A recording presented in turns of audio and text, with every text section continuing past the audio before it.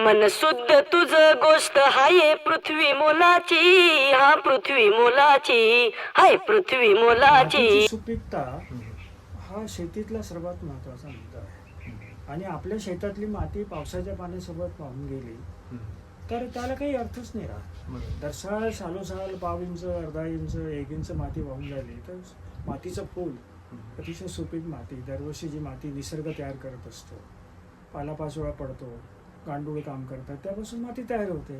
आणि मातीचा वरचा 4 बोटाचा थरच फार महत्त्वाचा असतो पिकांसाठी, आपल्या धान्य पिकांसाठी.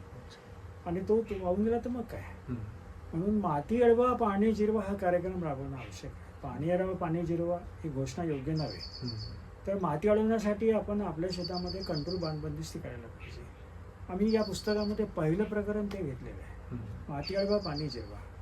मग त्याच्याच वेळेला दुसरं प्रकरण आहे त्यानंतरचं, की त्याला त्या कंट्रोल बांधांना समांतर पेरणी करा, म्हणजे प्रत्येक ओळ ही कंट्रोल असेल.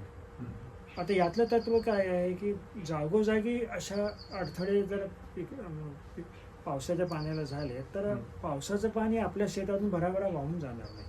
तत्व हे असे की तुमच्या शेतातलं धावणारं पाणी त्याला चालवा, त्याची गती कमी करा, आणि जे चालणारं पाणी आहे ते थोपवा. आणि सगळ्यात शेवटी नंतर त्याचा जो प्रवाह होईल तो प्रवाह झाला तर मग तो कुठेतरी तुमच्या विहिरीजवळ नेऊन जमिनीमध्ये पाणी मुरवायचं काम करा. आणि शेताच्या बाहेर जर पाणी निघालं तर मग तिथे नालाबंडिंग वगैरेचे काम आपण करू शकू. तर हा एकूण पाणलोटाची जी संकल्पना आहे, तर ही संकल्पना आपण आपल्या शेतात राबवायची आहे. माती अडवा पाणी जिरवा ही संकल्पना, हे पहिलं काम आहे शेतकऱ्याचं. आणि त्यानंतर मग तुमची पेरणी नीट व्हायला पाहिजे. पुढचं तुमचं पहिलं पीक कोणतं असेल तर पहिलं पीक हे हिरवळीचं खतच घ्या. धैंचा, बोरू, चवळी वगैरे काहीतरी वेगाने वाढणारं, जमीन झाकणारं आणि हवेतलं नायट्रोजन जमिनीत नेणारं. तर हे पीक घेण्याचा फायदा काय, एक तर ऑर्गॅनिक मॅटर वाढतं, जमिनीमध्ये सेंद्रिय पदार्थ वाढतात, की ते आपण गाडतो जमिनीमध्ये, आच्छादन करतो, आणि हवेतला नायट्रोजन जमिनीत जातो. याच्या जोडीला तिसरा मोठा फायदा असा आहे की तणांचं बी आपल्या शेतात जे उगवतं, आणि तण नियंत्रण हा आपल्यासमोर प्रश्न राहतो, तर ते बी जवळपास संपून जातं. हे अर्थात आपल्याला पावसाळ्याच्या अगदी सुरुवातीला करावं लागतं. धूळ पेरणी केली तर सर्वोत्तम, फार वेगानं वाढतं. आणि नंतर पीक कळीवर फुलावर असताना ते आपण त्याला निजवतो. काढून टाका, तुम्हाला शक्य असेल तर तुम्ही नांगराच्या सऱ्या करून गाडवून टाका, अथवा तसंच जमिनीवरती अंथरून द्या, त्याचा पाला पडेल, आच्छादन तयार होईल. असं एक एक आपण पाऊल पुढे जातो. तुम्ही पिकं कोणती घेणार, हिरवळीच्या खतानंतर तर द्विदल पिकच घ्या. पण द्विदल पीक ही जमिनीची सुपीकता वाढवतो आणि त्याला नत्राची गरज कमी असते. असं 1-2 पिकं द्विदल घेतल्यानंतर आपण एकदल पिकाकडे, म्हणजे मग मका, ज्वारी, धान वगैरे असा विचार करूया. म्हणजे पहिल्या 1-2 पिकांमुळे आपल्या जमिनीची सुपीकता वाढलेली असते. तर जमिनीची सुपीकता वाढवणं हे आपलं पहिलं काम आहे. तर आपण या पुस्तकामध्ये तो क्रम दिलेला आहे, एक एक पाऊल आपण पुढे कसं जातो. आणि गांडूळ खत वगैरे खूप उशिरा येतात. त्याच्या आधी आपण बियाणं कोणतं वापरतो, आपण मिश्र पीक घेतो की नाही. आता एकदल पीक घेत असताना सुद्धा त्याच्यामध्ये आपण द्विदल पिकाचं बी टाकलं पाहिजे. उदाहरणार्थ आम्ही ज्वारीचं पीक घेतो तर ज्वारीमध्ये आम्ही मुगाचं मूग टाकतो. म्हणजे एकराला आपण जर 3 किलो ज्वारीचं बी सोडणार असू तर त्याच्यामध्ये 2 किलो मुगाचं बी मिसळून द्यायचं. हे मिश्रण एकूण 5 किलो झालं. ते 5 किलो आपण एका एकराला सोडायचं. ज्वारीच्या 2 धांड्यांच्या मध्ये 1-2 बिया मुगाच्या पडतील. मूग फार वेगानं वाढतो, पसरतो, जमीन पसरून टाकतो, तर त्यामुळे त्यांना नियंत्रण होतं. म्हणजे ते आच्छादन पिकासारखं. आणि ज्वारी सगळ्यावरच आहे. ज्वारीच्या मका आहे, बाजरा आहे, असंच आहे. आता भात शेतीमध्ये काय करणार आपण, भात शेतीमध्ये आपण अशा प्रकारे मिश्रण नाही करू शकत, पण आवर्जून आपण दुसरं पीक, आपण रबीचं पीक आहे ते द्विदलच घ्यायचं. हल्ली आत्ता भात शेतीमध्ये सुद्धा दुसरं पीक रबीमधलं गहू घ्यायला लागलं. तर हे चुकीचं आहे. विदर्भामध्ये हे असं कधीच नव्हतं. म्हणजे भंडारा तुमसर वगैरे परिसरामध्ये किंवा महाराष्ट्रात इतर ठिकाणी सुद्धा दुसरे पीक हे द्विदल घेत होते लोक. आता अधिक पैशाच्या लोभापायी आणि युरिया वापरून आपल्याला काम भागवता येते म्हणून लोक गव्हाकडे यायला लागलेत. धान्याच्या शेतीनंतर हे ते अतिशय चुकीचं आहे. आणि पंजाबमध्ये हेच पीकचक्र सुरू झाल्यामुळे मग त्यांच्याकडे रासायनिक शेती खूप वाढली. रासायनिक खतं वाढलीत, कीटकनाशकं वाढलेत, तणनाशकं वाढलेत आणि शेवटी आता तिथली व्यवस्था पूर्णपणे कोसळण्याच्या बेतात आहे ना. आता ते बदलत आहेत कारण इतकी सगळी रोगराई वाढलेली आहे. कॅन्सरचं प्रमाण आहे, कॅन्सर, डायलिसिस वगैरे वगैरे सगळं वाढलेलं आहे. तर हे पुस्तक त्या अंगाने आपल्याला म्हणजे उपयोगाचं आहे. आता शेतीचं विज्ञान हे सर्वसामान्य शेतकऱ्यांपर्यंत पोचणं ही खरी गरज आहे. पक्ष्यांची गरज काय आहे, आता गांडूळ खताचं महत्त्व काय आहे. तर गांडूळ खत आपण टाकलेलं गांडूळ खत नाही, तर निसर्गाने जागच्या जागी निर्माण केलेलं गांडूळ खत हे खरं महत्त्वाचं आहे. म्हणजे आता जमिनीत गांडूळ केव्हा काम करतील, जमीन झाकलेली असेल तरच. उघड्या जमिनीत नाही होत गांडूळ, त्यांना भीती वाटत असते. आणि गांडुळांना खायला काय लागतं, अर्धवट कुजलेला पालापाचोळा. तुमच्या शेतामध्ये जो काही पिकांचे अवशेष आहेत, म्हणजे तूर, मूग, उडीद वगैरे असलं, चना, तर त्याचा पाला पडतो. तो यंदा पाला तुमच्या जमिनीत पडला, पुढच्या वर्षी महिना दीड महिन्यामध्ये तो अर्धवट कुजला. तो कुजलेला पालापाचोळा त्यांचं भोजन आहे. बॅक्टेरिया आहे, बुरशी आहे, हे सगळे अशाच पद्धतीने जगत असतात. तर त्यांना काम करू देता आलं पाहिजे, करता आलं पाहिजे. आपण रासायनिक खतं वापरली, गांडूळ तुमच्या शेतातली संपली. गांडूळ जमिनीमध्ये 15-16 फुटापर्यंत सुद्धा खोल जातात. खालच्या थरातली माती वर आणतात आणि वरची जमीन सुपीक करतात. तर हे गांडुळांना काम करू देणं हे आपलं पहिलं काम आहे. आणि तो दुसरं असं आहे की आपण मगाशी बोललो एकात्मिक कीट नियंत्रण. तर त्यामध्ये आता कडुनिंब कसा काम करतो, गोमूत्र कसं काम करतं. तुम्ही कडुनिंब गोमूत्र वापरा, पण प्रत्येकाचं काम कसं करतं चालतं ते आपल्याला कळलं पाहिजे. उदाहरणार्थ बघा की गोमूत्र हे म्हटलं तर कीटकनाशक आहे आणि ते खत सुद्धा आहे उत्तम. म्हणजे उर्वरक आपण म्हणतो त्याला, फर्टिलायझर वगैरे, का त्याच्यामध्ये नायट्रोजन आहे, सल्फर आहे, सिलिकेट्स आहे, भरपूर काही आहे. तर प्रत्येक शेतकऱ्याने सेंद्रिय शेती करायची असेल तर त्यांनी आपले गोठे पक्क करणं हे पहिलं काम आहे. म्हणजे तुमच्या गोठ्याची जमीन खंगरविटा वापरून जर आपण पक्की केली, कॉन्क्रीटच केलं पाहिजे असं नाही, खंगरविटा स्वस्त पडतील आणि ते त्याचे दर्जेच फक्त भरायचे, हलका उतार द्यायचा, जास्त उतार देऊ नये. आणि गोमूत्र तुम्हाला साठवता आलं पाहिजे. वर्षभराचं गोमूत्र तुमच्याकडे जमा असलं पाहिजे, गरजेनुसार वापरू आपण. तर ते दोन्ही प्रकारे काम होईल. कीटकनाशकाचं काम होईल, खताचे काम होईल. तुमच्या जमिनीमध्ये जर तुम्हाला दिसलं की अरे नत्राची उणीव दिसून राहिली, पिकं पिवळे पडून राहिले, तर गोमूत्राचा फवारा करा, काम भागून जातं. तर अशा एक एक प्रकारानं या पुस्तकामध्ये पुढे पुढे जातं. आणि आत्ताच्या घडीला बाजारांमध्ये मोठ्या प्रमाणावरती कंपन्या ऑर्गॅनिक प्रॉडक्ट आणायला लागलेले आहेत. कृषी सेवा केंद्रामधून मध्ये सगळं आहे. आता बायोपेस्टिसाईड, बायो फर्टिलायझर्स. आता ह्याच्यामध्ये शेतकऱ्यांची खूप फसवणूक होते. ट्रायकोडर्मा, अरे ट्रायकोडर्मा हा खरोखर उपयोगी आहे की नाही आहे, म्हणजे त्याच्या आतमध्ये सक्रिय घटकांची संख्या किती आहे. तर तो जर 2 वर्षाचा जुना असेल तर, किंवा भर उन्हामध्ये तो जर तुमच्या दुकानात म्हणजे 47 डिग्री सेल्सिअस तापमानामध्ये तुमच्या कपाटामध्ये तो असं पडून राहिला असेल तर त्याची परिणामकारकता 0 असू शकते. ही फसवणूक आहे ना शेतकऱ्याची.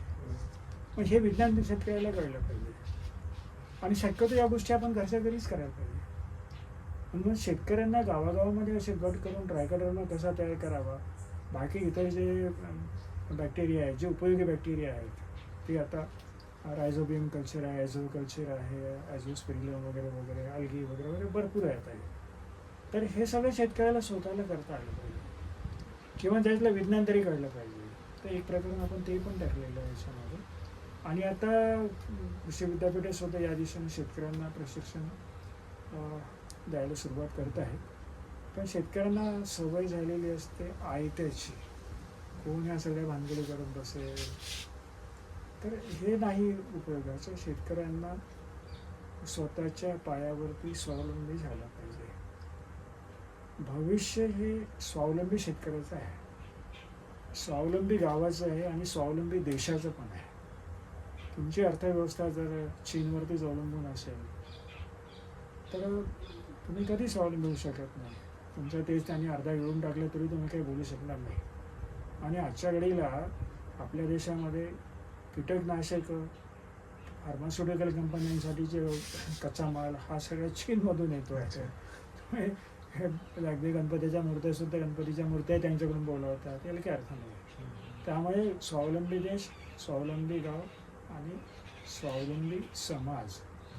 शेतकरी स्वावलंबी असणं आवश्यक आहे. सेंद्रिय शेती ही स्वावलंबी शेती आहे. तुमच्याकडे एखादी गोष्ट नाही आहे तर विरजनापुरतं आणलं. आता तुम्हाला ट्रायकोडर्मा करायचं असेल तर कुठेतरी आणावं लागेल, तेवढ्यापुरतं विकत घ्यावं. तुमच्याकडे एखादं बियाणं उत्तम नाही आहे ते घ्यावं. आणि बियाणं तर याच्यामध्ये फार महत्त्वाचं आहे ना. पारंपरिक बियाणं अतिशय महत्त्वाचं आहे. सेंद्रिय शेतीमध्ये भरपूर पैसा कमवून देणारी शेती असं नाही आहे. तर सेंद्रिय शेती तुम्हाला उत्तम आरोग्य आणि मानसिक शांती देणारी शेती आहे. तर ती महत्त्वाची गोष्ट आहे. सेंद्रिय शेतीमधून अधिकाधिक उत्पन्न काढायचा प्रयत्न करणे हे चुकीचं आहे. तर सेंद्रिय शेतीमधून त्या जमिनीची ताकद असेल त्यानुसार आपण अपेक्षा करावी. त्याला आपण योग्यतम म्हणू, इंग्रजी त्याला ऑप्टिमम म्हणतात. तर त्या अंगाने आपल्याला विचार करावा लागेल आणि आपली मानसिकता त्या अंगाने घडवावं लागेल. आणखी एक महत्त्वाची गोष्ट अशी आहे की आजच्या वेळेला सगळे शेतकरी विचार करतात तो उत्पादनाचा. अरे उत्पादनाचा विचार करतोस आणि आपली खिशे रिकामी करून घेतो. उत्पादन वाढीसाठी तू अधिक उत्पन्न देणारं बियाणं वापरलं तर त्याच्या मागे खतंही आलीत, रासायनिक कीटकनाशकही आलीत, त्यातून तुझे खिसे रिकामे झालेत आणि उत्पादनाचा तर भरोसा नाही आहे. नैसर्गिक आपत्ती आली तर काय करणार आहे. याच्या उलट आहे म्हणजे अधिक उत्पन्न देणाऱ्या जाती सोडून आपण जर गावरान जातीकडे आलो तर गावरान जाती ह्या मुळातच काटक आहेत. तर त्यांना त्याचं उत्पादन तुम्हाला कमी मिळालं तर एकीकडे उत्पादन खर्चही कमीच असतो ना. तुमचा निव्वळ नफा बघा. शेतकरी निव्वळ नफ्याकडे पाहत नाही.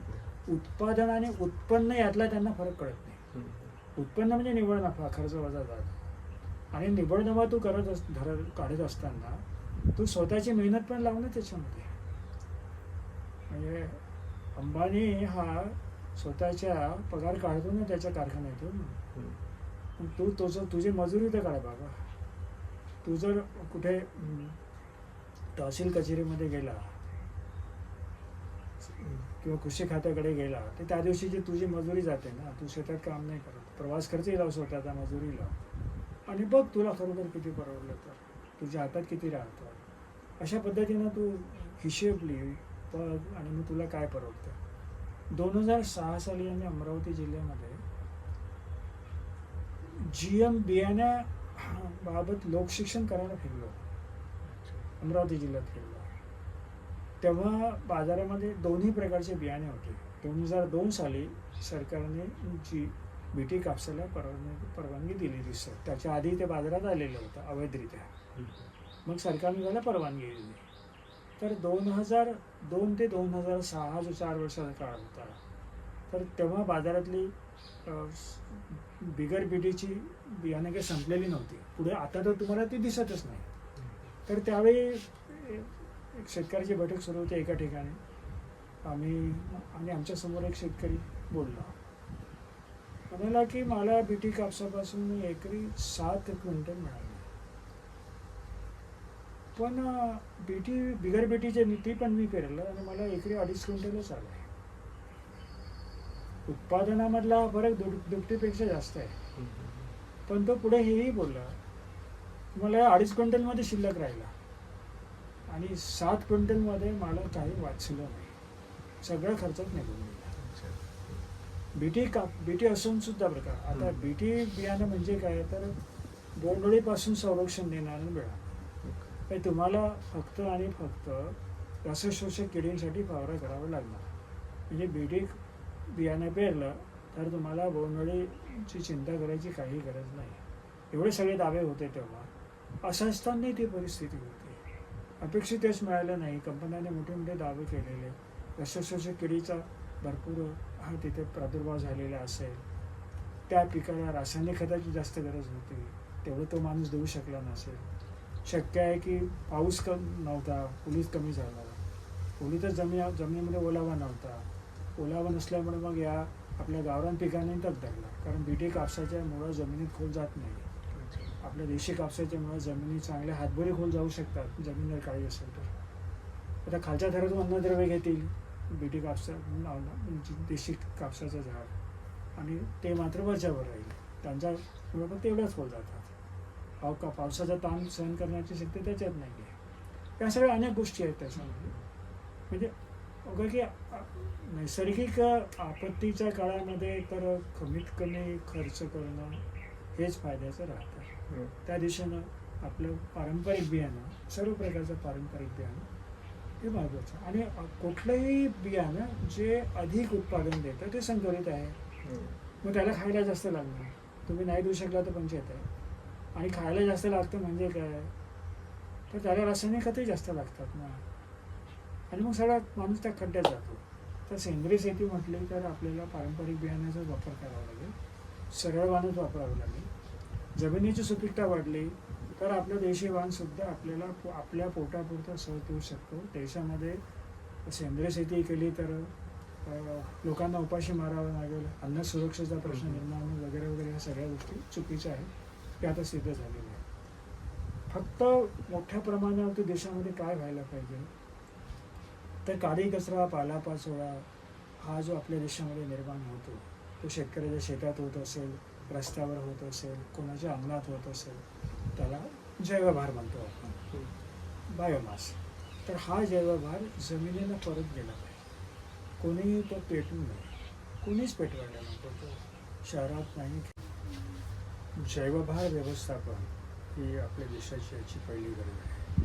तुम्ही सेंद्रिय शेती करा, रासायनिक करा, कोणती शेती करा, पण जमिनीतून जे निघतं वनस्पतीजन्य त्या सगळ्या वस्तू जमिनीला परत गेल्या पाहिजेत. त्या जर गेल्या तर आपल्या जमिनी दिवसेंदिवस सुपीक होत जातील.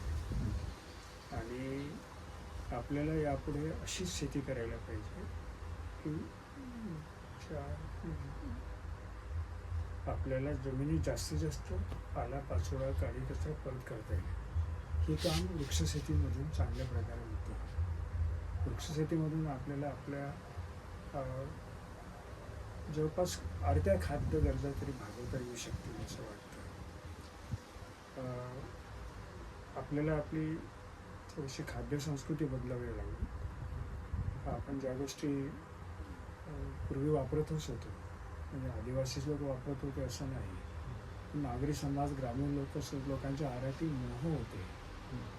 मोह, टेंगरू, बिबा, ते कुसुमचं तेल, ह्या अशा कितीतरी गोष्टी आहेत. जंगलातल्या बिनलागोडी भाज्या ह्या आपोआपच येतात.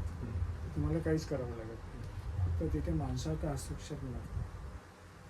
तर आता अशा प्रकारे आपण जे अन्न मिळवू ते आत्ताच्या शेतीत पिकवलेल्या अन्नापेक्षा अधिक सकसी असेल आणि त्यातून आपल्याला भरपूर पालापाचोळाही मिळेल. आता आमच्या अंगणातच भरपूर कडुनिंबाच्या झाडाचा पाला पडतो आणि त्या ठिकाणी सुरण आहे, काहीच करावं लागत नाही, मेहनत कुठली नाही. आता आपण कोकणच्या पुस्तकात वर्णन केल्याप्रमाणे शून्य मशागत तिथे आहे आणि सुरण दरवर्षी तिथे उगवतो. सावलीमध्ये पीक येत नाही हा समज म्हणजे काही अंशी तरी चुकीचं आहे. कडू पिंपळ चिंचेच्या झाडाखाली जरा पीक कमी राहील, पण कडुनिंबाच्या झाडाखालचं पीक अतिशय उत्तम राहतं. कडुनिंब आपण शेतकऱ्यांनी लावलंच पाहिजे आपापल्या शेतात. कडुनिंब भरपूर पाला आपल्याला जमिनीमध्ये येतो. वातावरण निर्मितीसाठीही तो आवश्यक आहे. शेतकऱ्यांनी हे व्रतच घेतलं पाहिजे की शेतात जे काही पिकांचे अवशेष निघतात, कणा, पराठ्या, तुराट्या वगैरे वगैरे, हे काही म्हणजे काही पेटवायचं नाही. तर यासाठी शेतकऱ्यांची मानसिकता तयार होणं गरजेचं आहे. पाणी फाउंडेशन हे विदर्भामध्ये जे काही काम केलेलं आहे, महाराष्ट्रात केलं आहे सगळीकडे, मला विदर्भाचं माहिती आहे. त्याने ही आगपेटीमुक्त शिवार हा पण एक उपक्रम चालवला. त्याच्या जोडीला शैक्षणिक थोडंफार झालं असेल, पण लोक काही बदलले नाहीत. त्यांनी त्या पुरस्कारापुरतं ते शेतामध्ये पराठ्या जमा करून ठेवल्या, पुरस्कार मिळाला, आगी लावून टाकले. हे प्रचंड अज्ञानापोटी हे झालेलं आहे. देवाने आपल्याला कच्चा माल दिलेला आहे. त्या कच्च्या मालाचं अतिशय उत्तम सेंद्रिय खतामध्ये रूपांतर आपोआपच होतं. तुम्ही त्याचं कंपोस्ट खतात रूपांतर कराल तर लवकर होईल, नाही केलं तर हळूहळू होईल, पण जमिनीला परत करणारच होणारच आहे. तर हे शेतकऱ्याला कळलं पाहिजे. शेतकरी आजच्या घडीला धुऱ्यावरची झाडं नाकारतो का? तर माकडांचा त्रास आहे, पोपटांचा त्रास आहे. त्रास आहे हे मान्य आहे, पण त्या त्रासाचं मूळ कशात आहे ते शोधलं पाहिजे. ते शेतकरी मूळ शोधाच्या भानगडीत पडत नाही. तात्कालिक उपाय काय तर झाडं कापून टाकले. अरे झाडं कापून टाकल्याचा परिणाम काय होत आहे? आता त्या माकडांना जंगलात तुमच्या शेतात जागा नाही राहिली तरी तुमच्या घरात येत आहेत. अगदी तुमच्या स्वयंपाकघरात येऊन म्हणजे खाद्य शोधता येतात. तर हा उपाय नाही आहे. आणि मुळात काय आहे की माकडं जंगलातून इकडे का आली, तर त्यांचे आश्रयस्थळं आपण उद्ध्वस्त केलेली आहेत. म्हणजे त्यांना उन्हाळ्यात खायला आणि प्यायला असलंच पाहिजे ना. तशा प्रकारची आपली वननीती आज आहे का की आपण तिला साथ लावून आपण जंगलांना आजच्या घडीला व्यापारी दृष्टीने पाहतो, एक पर्यावरणीय दृष्ट्या परिस्थितिक इकोसिस्टीम या तऱ्हेनं आपण जंगलांचा विकास करत नाही आहोत. हे सगळ्याच्या सगळं काही निसर्गाचं असंतुलन असं नाही, पण माणसाच्या डोक्यातच जास्तीत जास्त असंतुलन आलेलं आहे. आणि दिवसेंदिवस माणसाचा जंगलातला हस्तक्षेप वाढतो आहे. एकीकडे तुम्ही कुठेतरी अभयारण्य करणार, तेवढा पॅच तुमचा तसा तो राहील, आणि तिथे सुद्धा माणसासाठीच ते सगळं आहे. तिथेही तुम्ही त्या प्राण्यांना सुखाने जगू देत नाही. तर ह्या मूलभूत गोष्टी आहेत, ह्या सगळ्या शेतीशी निगडीत आहे. विविधता जोपासणं हेही आजच्या घडीला फार गरजेचं आहे. बायोडायव्हर्सिटीच्या अंगाने खूप बोललं जातं. निसर्गात सर्वत्रच विविधता असायला पाहिजे, जंगलात असायला पाहिजे आणि शेतात असायला पाहिजे. शेवटी सर्वात महत्त्वाची गोष्ट, शेतकरी काय म्हणतो की मला घर चालवायचं आहे तर मला पैसा पाहिजे. आता पैसा मिळवण्यासाठी मग तो 1, 2, 3, 4 पिकांवरती अवलंबून राहतो. मुख्यतः नगदी पिकं. मग कापूस कापूस घ्यायचा आणि मग बाजारातून ज्वारी पण विकत आणायची. अरे ती ज्वारी कशी असेल याचा काय भरोसा आहे? आजकाल तुम्ही बघाल तर फूड कॉर्पोरेशन ऑफ इंडियाच्या गोदामामध्ये जा तुम्ही किंवा कुठल्याही मोठ्या गोदामामध्ये जा, त्यांना भरपूर विषारी रसायनं फवारायला लागतात धान्य कीडमुक्त ठेवायसाठी. तरी काही ते कीडमुक्त होतंच अशातला भाग नाही. फार भयानक असतं ती सगळी परिस्थिती. तुमच्या घरी एखादं धान्य मुख्यतः लवकर कीड लागणारी मूग, उडीद, बरबटी, त्यांच्याकडे वर्षभर कशी काय सुरक्षित राहते? ते भरपूर रसायनं आतमध्ये टाकत असतील ना, त्याच्यावर कसं शक्य आहे? मग तुम्ही शेतातल्या रसायनांचा विचार करता, सेंद्रिय शेती करत असताना, पण बाजारातून धान्य विकत घेत असताना त्याचा विचार नाही करत ना. तोही आपल्याला करावा लागेल. आणि म्हणून हे साठवण्याची क्रियासुद्धा घरोघरी व्हायला पाहिजे. शेतकरी पूर्वी म्हणजे बाजारात जरी वस्तू आणत होता तरी तो घरात साठवत होता, त्याला ऊन दाखवत होता, राखत होता. विकतही ती व्यवस्था होती. केंद्रीकरण जेवढं वाढतं तेवढं प्रदूषण वाढतं, तेवढा खर्च वाढतो, तेवढी पेट्रोल डिझेलची गरज वाढते. हे सगळे प्रश्न आहेत. त्यामुळे विकेंद्रीकरण हे आवश्यक आहे. आणि एक गाव समाज, स्वावलंबी गाव समाज जर असला जागोजागी तर ते सहज शक्य आहे. म्हणजे गावं खेडी अन्नधान्याच्या बाबतीत स्वावलंबी पूर्वी होती. आता सरकार तुम्हाला धान्य देतं, फुकट देतं, पण त्याच्यामुळे काही तुमचे आजार वाढण्याची शक्यता जास्त आहे. त्यामुळे फुकटचं आपल्याला नाही कामायचं. आणि पूर्वीच्या काळी अगदी शेतकऱ्याच्या शेतात काम करणारा जो मजूर होता त्या मजुराची सगळी धान्याची गरज भागवणं हे आपलं कर्तव्य आहे असं त्या शेतकऱ्याला वाटत होतं. माझ्या शेतात हा काम करतो आणि धान्याच्या रूपात मजूर दिली जायची ना, ती चांगली पद्धती होती. ज्याच्यातून त्याला चांगला सगळा मिळत होता. तर या जुन्या ज्या चांगल्या गोष्टी आहेत त्याही परत नव्यानं आणणं म्हणजे गरजा आधारित शेती थोडक्यात. म्हणजे गावाची गरज काय आहे? गावाला जर एखाद्या गावाला 100 घरांच्या गावाला जर म्हणजे 100 क्विंटल जर धान्य लागत असेल, 100-200 क्विंटल, तर ते तुमच्या गावात तयार झालं पाहिजे.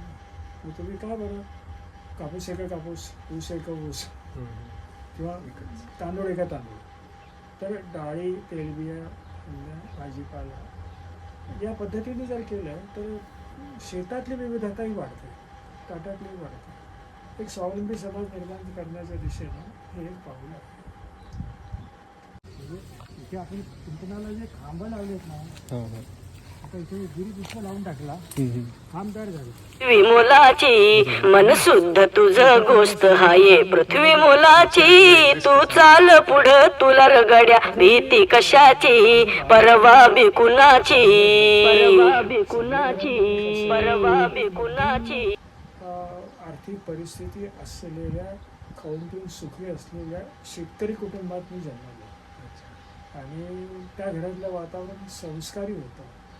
घरात शिक्षणाचं वातावरण नव्हतं. म्हणजे आजोबा मुळीच न शिकलेले, घरात इतर लोक 2-4 वर्ग शिकलेले, वडील वगैरे असं असलं तरी त्या काळातलं वातावरण कसं होतं की आजोबा कीर्तनाला जाणार, म्हणजे तुकाराम, रामदास, पांडुरंग वगैरे सगळी त्याच्यातून वातावरण. आणि ते स्वतः सदाचारी होते. म्हणजे बोले तसा चाले त्यांच्या परीनं. तुकाराम आपल्या परीनं सांगून गेले, त्यांच्या परीनं तुकारामाला जसं जमेल तसं आचरण आणण्याने प्रयत्न केला. त्यामुळे खोटे बोलणं हा संस्कार नाही आहे घरामध्ये. दुसरं असं की आधी प्रपंच आणि मग परमार्थ. म्हणजे तुमच्याजवळ खाऊन पिऊन जे काही उरतं त्याच्यातला एखादा वाटा काहीतरी तुम्ही समाजासाठी दरवर्षी दिलंच पाहिजे. मग आमचे आजोबा त्या काळामध्ये त्यांची जी समज होती की अन्नदान हे सर्वात श्रेष्ठ आहे. म्हणजे एक सर्वसामान्य शेतकरी अत्यंत गरिबीतून वर आलेला, मेहनतीनं 2-4 शेती विकत घेऊन नंतर थोडा मोठा झालेला, तर तो शेतकरी दरवर्षी आपल्या वयाच्या 60-70व्या वर्षी 1000 लोकांना दरवर्षी जेवण घालतो. या वातावरणात मी वाढलं. नंतर गावामध्ये शाळा आली. तर 1956 साली गावात शाळा आली. देश स्वतंत्र झाल्यानंतर शाळा म्हणजे हायस्कूल आला. तोपर्यंत 7वी-8वीपर्यंत होतं. मग 9वी-10वी हे वर्ग आले. तर मग त्या गावाला गरज होती ती. मग एक गाव तसं आमचं 10-12 हजार लोकसंख्येचं होतं. तर मग लोक देणगी मागायला आले. हे तर अशिक्षित होते. तर आणि त्या काळामध्ये 1956 साली त्यांच्या घामाच्या कमाईचे 6,000 रुपये दिलेले. 56 सालचे 6,000 म्हणजे आजचे काय बघा तुम्ही, आजचे 6 लाखाच्या वरी असतील ते.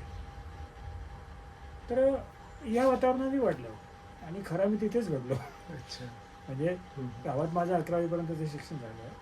नंतर बाहेर निघालो. बाहेर निघाल्यानंतर मग पहिल्यांदा बाबांपाशी शिकवायला गेलो. म्हणजे हे सत्ताचरणाचे संस्कार घरीच झालेले, सेवाभावी शक्य तेवढा घरी आलेला.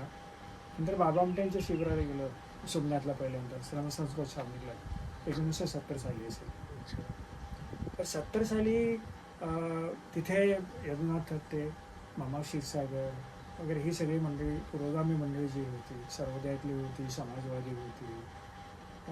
बाबा आमटे सोबत तिथे होते. आणि 7-8 दिवसाचा तो एक सत्संग होता. तर त्या सत्संगातून काही ओळखी झाल्या. असं आतून वाटत होतं की आपण काहीतरी केलं पाहिजे.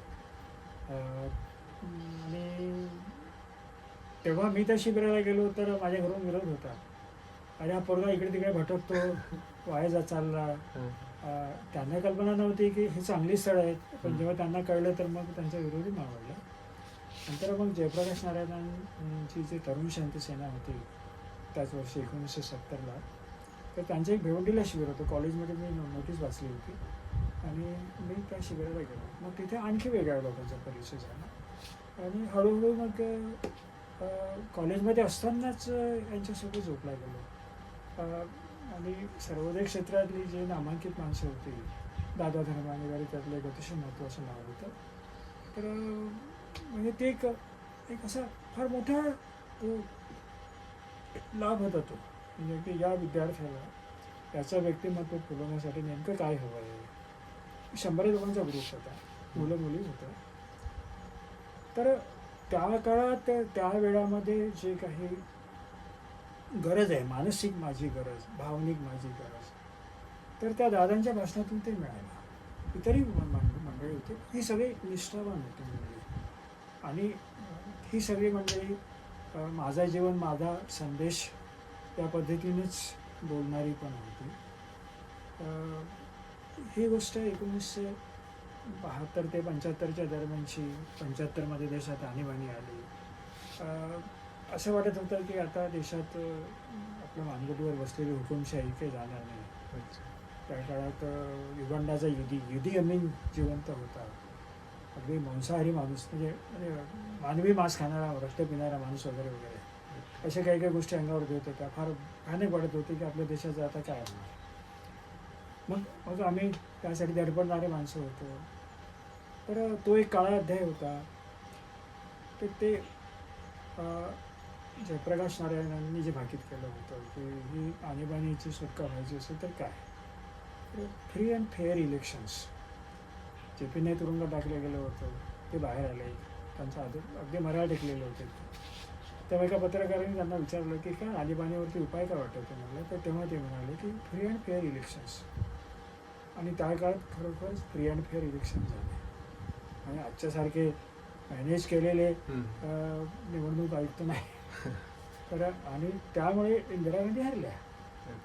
आपोआपच ती हरली. हरल्यानंतर मग ती आणि मग जनता राजवट आली आणि मग परिस्थिती नॉर्मल झाली.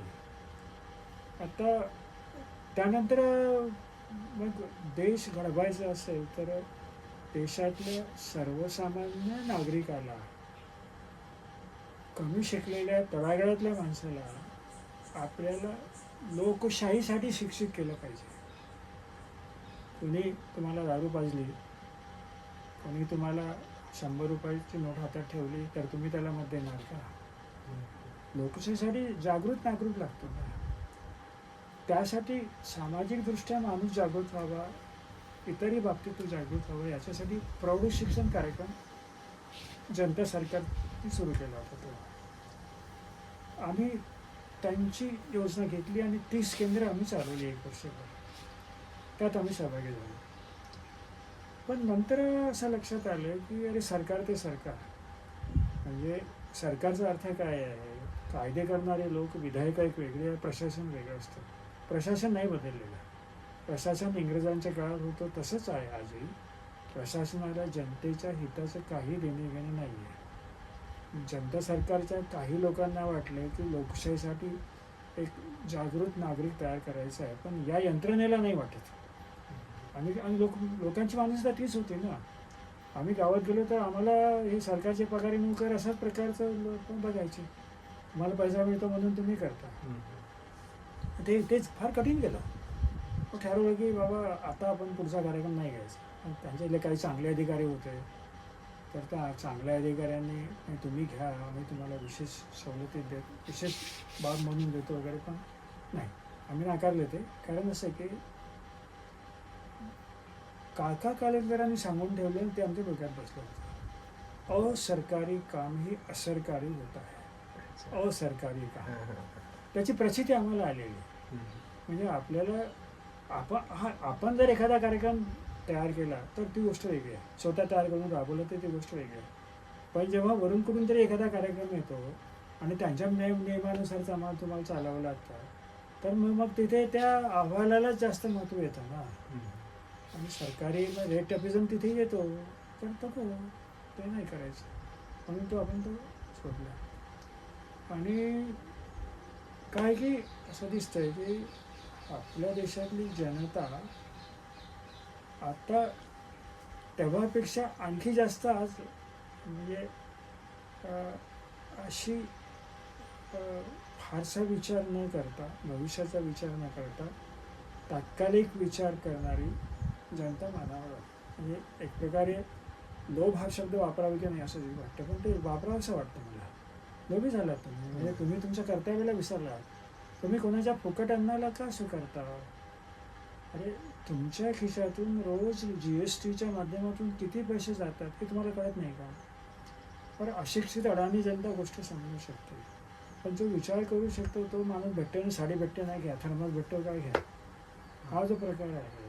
तर तेव्हा कोणी अशा प्रकारे वाटतही नव्हतं. निवडणुकीची पूर्वीची काही आश्वासनं वगैरे थोडीफार होती, पण राजकारणाचं गुन्हेगारीकरणही तेव्हा नव्हतं झालेलं. हे 1977च्या निवडणुकीचे बोलतो आम्ही. 1977 मार्च महिन्यामध्ये ती निवडणूक आली. इंदिरा गांधी तेव्हा हारल्या. त्यानंतर मोरारजी देसाई प्रधानमंत्री झाले. पण तेव्हा ज्या मोरारजी देसाई वगैरे यांनासुद्धा सत्ताकांक्षा होती. ते भ्रष्ट नव्हते, अप्रामाणिक नव्हते, पण सत्ताकांक्षा होती. चरणसिंग उपपंतप्रधान, मग त्यांचं आपसातलं झालं, इंदिरा गांधींनी त्याचा फायदा घेतला आणि जनता सरकार 2 वर्षात कोसळलं वगैरे वगैरे. तर याच्यातून आपल्याला शिकायला काय मिळतं की तळागाळातल्या माणसापर्यंत आपल्याला कसं पोचता येईल. तर महत्त्वाचं काय वाटतं की मी एखाद्या संस्थेसोबत जोडला गेलो, मी संस्थेचा कर्मचारी म्हणून गेलो, पदाधिकारी म्हणून गेलो, तर लोक काय म्हणतील, अरे तुमची पोटापाण्याची सोय आहे म्हणून तुम्ही करता, आम्ही काय करावं? म्हणजे आम्हाला आमचं घर सांभाळूनही करावं लागतं ना. म्हणजे आपण जर म्हटलं की बाबा रोज तास तुम्ही गावासाठी दे, तर तो म्हणणं मला वेळ नाही. काही लोक करतात, पण सर्वसामान्य माणसाची गोष्ट. विचार असा केला की आपण सर्वसामान्य माणसाच्या भूमिकेत जगत पोटापुरता कमवायसाठी शेती करतच हे काम करूया. म्हणजे मग आपलं मॉडेल हे लोकांना असं अस्वीकार्य होणार नाही. म्हणून आम्ही जेव्हा म्हणजे शेती मला तर विकत नाही घ्यावी लागली, पण अतिशय हलकी होती, साधनं नव्हती आणि माझं घर चांगली सुखवस्तू असलं तरी म्हणजे मला कुटुंबाकडून नगदी पैसा नाही मिळाला. घे पैसे, घे शेती कर काय ते. तेव्हा सुरुवातीचा काळ फार कठीण गेला आणि विरोध हा होता की कारण आम्ही पुरोगामी विचारायचे होतं. माझं आंतरजातीय लग्न झालेलं, वेगळी वाट स्वीकारलेली, ते त्यांना पसंत नव्हतं. म्हणजे सगळ्यांनाच नव्हतं, घरातल्या तरुण पिढीला पसंत नव्हतं, उलट आधीच्या पिढीला ते पसंती होते, त्यांनी ते समजून घेतलेलं होतं. हा आणखी त्याच्यामध्ये विरोधाभास आहे.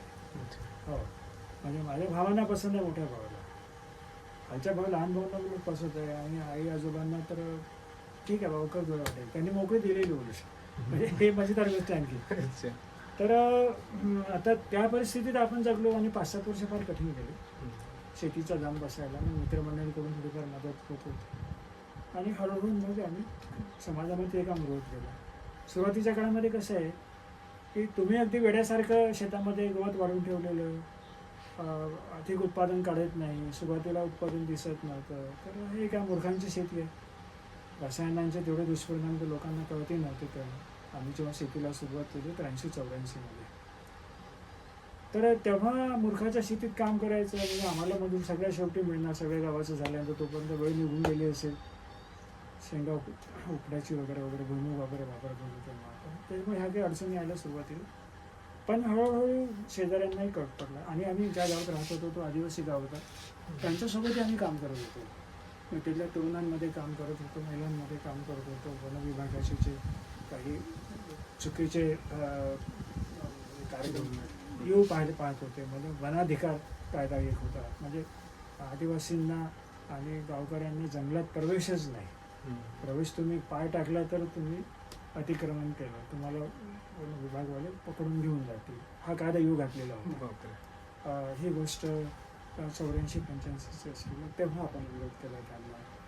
आणि मग हळूहळू गावकऱ्यांसोबत जगत आणि गावकऱ्यांच्या मुलांसोबत महत्त्वाची गोष्ट म्हणजे आमची सुरुवात मुलांसोबतच व्हायची. कारण एखाद्या गावात गेलो तुम्ही तर म्हणजे पोरांसोबत लवकर दोस्ती होते. तुम्ही त्यांना गाणी खेळणी वगैरे वगैरे थोडीशी सांगितली, त्यांच्या जखमा झाल्या तर त्या धुवून दिल्या, फर्स्ट एड वगैरे वगैरे त्यांना लावून करून दिलं, पॅरासिटामॉल वगैरे सारखी औषधं दिली तर लवकर दोस्ती होते.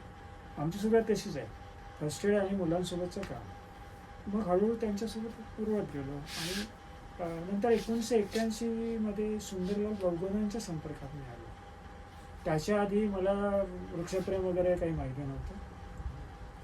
सुंदरलाल बौगोनांच्या संपर्कात आल्यानंतर मग झाडाची किंमत कळली. पर्यावरण चळवळीमध्ये त्याच्या आधी थोडासा आलेलं होतं पुण्यातल्या एका ग्रुपसोबत वगैरे. पण खरी दृष्टी जी मिळाली तर एक पर्यावरणासंबंधीची, मुख्यतः झाडांसंबंधीची, तर ते सुंदरलाल बौगोनांच्या संपर्कात आल्यानंतर मिळाली. त्यानंतर एक एक पाऊल आपण पुढे घेत गेलो. 84-85 दरम्यान भारतामध्ये वन स्टॉर रिव्होल्युशन नावाचं जे पुस्तक आलं, आमचे मित्र होते वसंतराव पळशीकर, त्यांनी आम्हाला त्याची झेरॉक्स कॉपी आणून दिली आणि त्यानंतर ते वाचलं आणि अरे वाटलं की या दिवसाने आपण काहीतरी केलं पाहिजे. अनुभव काहीच नव्हता. आणि भारतातली परिस्थिती म्हणजे मुख्यतः मध्य भारतातली, विदर्भातली अतिशय कोरड्या हवामानाची परिस्थिती आणि जापानमधली परिस्थिती यात मोठा फरक होता. पण तरी जमेल तसं करायचं. त्या पुस्तकांना संपूर्ण चित्र स्पष्ट झालेलं नव्हतं, पण तरी जमेल तसं आपल्याकडे आपण करून बघायचं. हळूहळू करत गेलो. मग विदर्भामधले इतरही लोक, भारतातले लोक संपर्कात येत गेले आणि सेंद्रिय शेती हा त्यानंतरचा टप्पा आहे. पहिला तर ती नैसर्गिक शेती म्हणू आपण त्याला, बिनमशागतीची शेती म्हणू, ते तर काय भारतात तशा प्रकारे शक्य नाही. मधल्या काळात 1990 वगैरेच्या सुमारास पर्माकल्चर बिल मॉलिसनची पद्धती ती पण भारतात आली. त्यांची एक कार्यशाळा झाली होती हैदराबादला, त्या कार्यशाळेला गेलो होतो. आणि त्यांचं आणि नैसर्गिक शेती आणि ते समांतर आहेत, अगदी एकच नाही आहे. तसा भेद आहे त्यांच्यामध्ये, एक थोडा दृष्टीचा भेद आहे, पण तरी समांतर जाणारे आहेत, परस्पर विरोधी नाही आहेत. पण त्यानंतर हळूहळू पुढे पुढे वाढत गेलं. मग ते फुकुओका भारतात आले त्यावेळी फुकुओकांची भेट मुंबईला झाली होती. फार काही त्यांच्याशी संवाद नाही झाला, पण त्यांच्या पुस्तक ते वन स्टॉर रिव्होल्युशन हे पुरेसं होतं. फुकुओकावर 1-2 ठिकाणी फिरलेही होते भारतात, विदर्भातही आलेले होते. विदर्भात माझी त्यांची भेट नाही झाली. नंतर हळूहळू हा प्रवास पुढे वाढत गेला आणि आत्ता साधारण असं म्हणून की 2005च्या दरम्यान GM बियाण्यासंबंधीचं एक वर्कशॉप, त्याला मला जायला संधी मिळाली. नागपूरला एक कार्यशाळा होती, छोटीशी होती, 25-25 लोकांसोबतच होती. GM बियाणं म्हणजे काय, म्हणजे बीटी कापसाचा तेव्हा नुकताच प्रवेश झालेला असेल. हो, 2005 किंवा कदाचित 2004-03 वगैरे असं कधी असेल. तर वास्तव काय आहे GM बियाण्याचं हे तेव्हा कळलं. आणि मग हळूहळू आपल्याला जे माहीत होतं ते आपण इतरांपर्यंत पोचवायचा प्रयत्न करतो. आणि जेव्हा 2009 बीटी वांग्याला परवानगी द्यायचा प्रश्न आला, तर त्यावेळी तर एक मोठं जनसुनावणी झाली. 2009 ती झाली 2009च्या शेवटी, आणि 2010च्या फेब्रुवारी महिन्यात, जानेवारी-फेब्रुवारीमध्ये जयराम रमेश तेव्हा पर्यावरण मंत्री होते, त्यांनी नंतर घोषणा केली. तर तेव्हा बऱ्यापैकी मंथन देशभरात जाणतं झालं. तर नागपूरला पण झाली होती जनसुनावणी, तेव्हा खूप पिकायला आले होते. आणि त्यानंतर मग या चळवळीमध्ये काम करणारे जे लोक आहेत त्यांचा परिचय आणखी वाढत गेला. आणि आताच्या घडीला जे काही आपलं हळूहळू विस्तार होत जातो. आणि आजच्या घडीला भारतामध्ये काम करणारे, बियाण्यामध्ये काम करणारे, GM विरोधात काम करणारे, सेंद्रिय शेतीत काम करणारे जे ग्रुप आहेत तर त्या ग्रुप्सला जोडणारं जे आहे आशा नेटवर्क आहे, alliance for sustainable and holistic agriculture, Kavitha Kuruganti आहे. आता त्याच्याच अंतर्गत एक BBC VBSM आहे, भारत बीज स्वराज मंच. तर हे ग्रुप असे आहेत की जे एक अखिल भारतीय पातळीवरती आणि जे जमिनीवरती काम करणारे लोक आहेत, तर ते आमच्या त्याच्यामध्ये जोडलेले आहे. म्हणजे हे असं कुठलं तरी प्रोजेक्ट मिळतं म्हणून काम करणारे असं नाही, तर मुळात मूलभूत कुणाला कुणाचा प्रोजेक्ट मिळतही असेल तर तो चांगल्या प्रकारे तो वापरावा, जमिनीवर काम वाढावं, पण प्रोजेक्ट ओरिएंटेड काम नाही आहे. असे काम करणारे जे लोक आहेत तर ते आहेत. आणि शितोळे काका जे आहेत पुण्याचे, ते आत्ता गतवर्षी वारले, 1 वर्ष होईल त्यांना आता नोव्हेंबरमध्ये. तर त्यांनी महाराष्ट्रामध्ये सेंद्रिय शेती अभ्यास गट चालवला. हा सेंद्रिय शेती अभ्यास गट मला वाटतं 15-1 वर्षापूर्वी त्यांनी सुरू केला असेल. तर त्यांनी स्वखर्चानं पहिल्यांदा महाराष्ट्रामध्ये फिरून जिथे कुठे सेंद्रिय शेती चाललेली आहे ते आपल्या डोळ्यांनी बघितली. त्यानंतर त्यांनी पुण्याला सुरू केलं. ते दर 2 महिन्याने शेतकरी एकत्र येत होते आणि अनुभवांची देवाणघेवाण हा एक मुद्दा. त्याच्याशिवाय वैज्ञानिक पातळीवरही शेतकरी मजबूत असला पाहिजे. शेतीतलं जे विज्ञान आहे, मूलभूत विज्ञान आहे, रसायनशास्त्र आहे शेतीचं, मातीचं विज्ञान आहे, अर्थशास्त्र आहे, वनस्पती विज्ञान आहे, तर हे व्यवस्थित शेतकऱ्यांना कळलं पाहिजे. म्हणून तशा प्रकारच्या नामांकित तज्ज्ञांना सुद्धा तिथे बोलवलं जात होतं.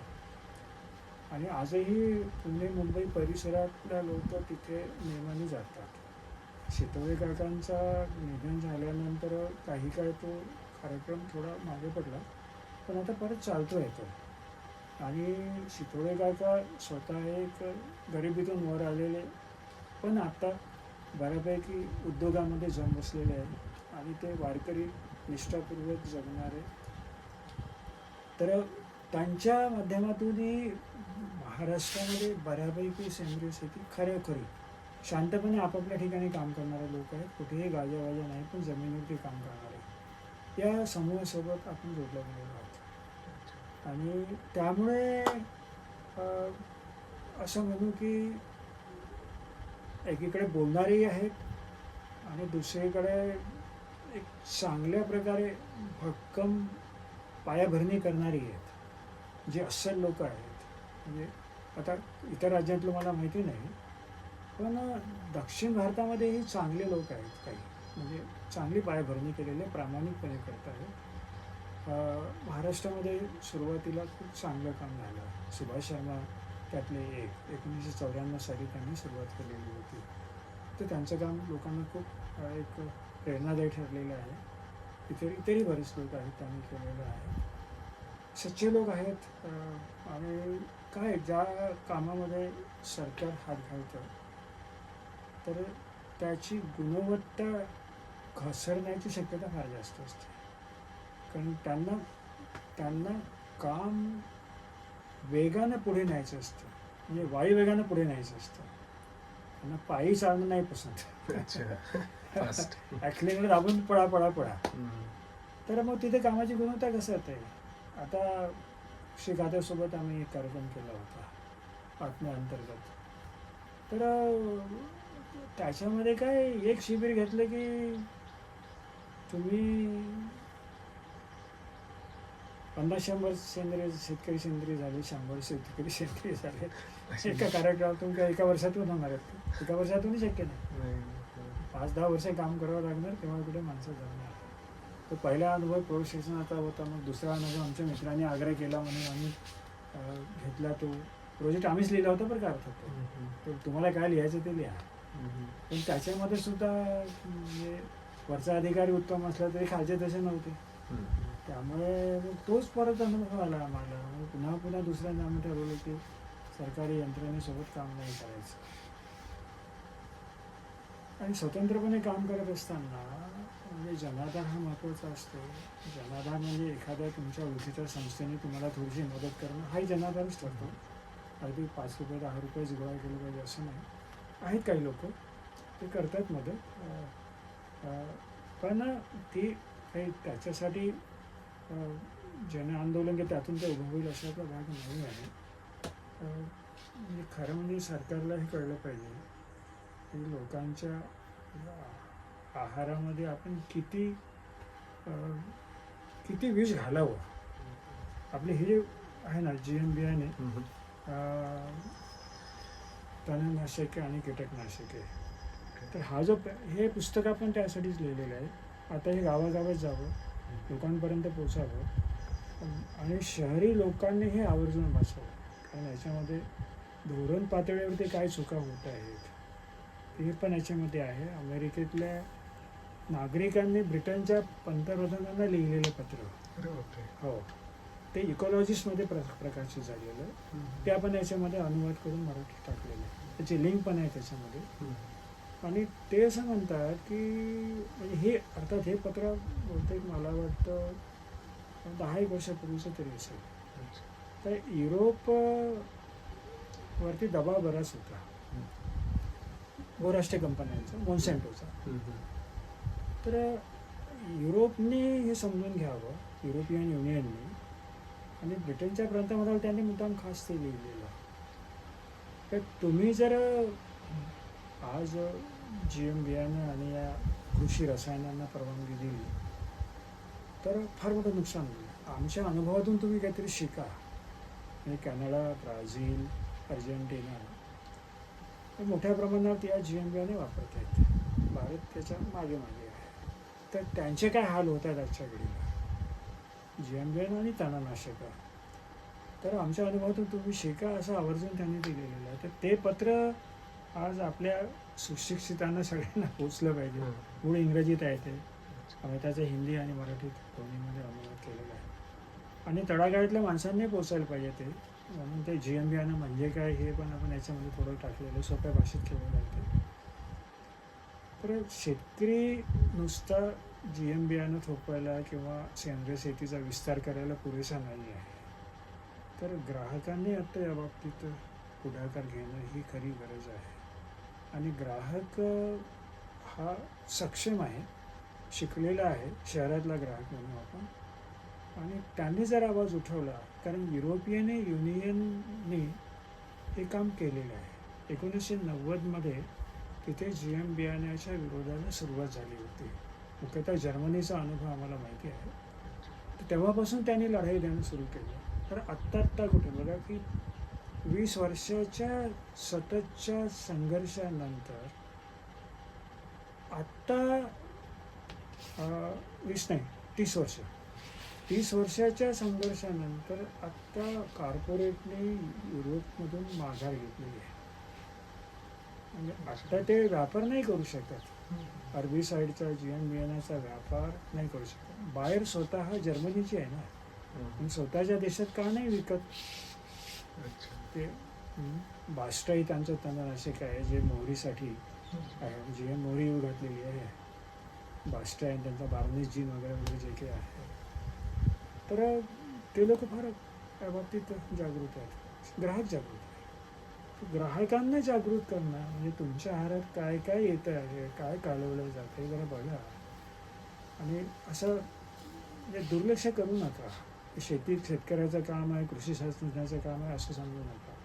तर माझ्या शेतात पोटामध्ये काय टाकलं जातं या अंगाने 2 व्हिडिओ फार महत्त्वाचे मला वाटतात. एक तर ट्रूथ अबाउट ग्रीन रिव्होल्युशन.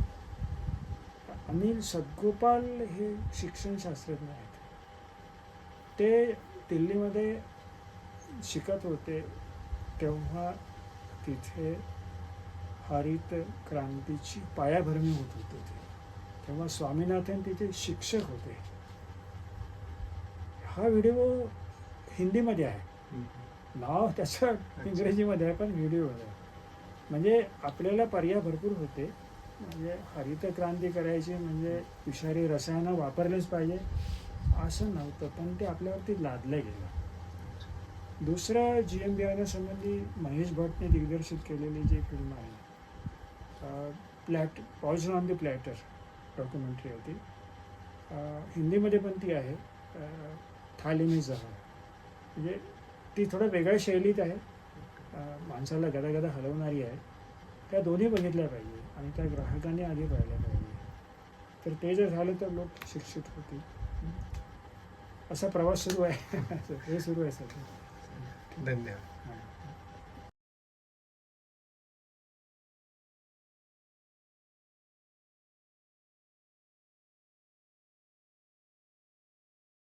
मन शुद्ध तुझ गोष्ट हाय पृथ्वी मोलाची, हा पृथ्वी मोलाची, हाय पृथ्वी मोलाची. मन शुद्ध तुझ गोष्ट हाय पृथ्वी मोलाची, तू चाल पुढ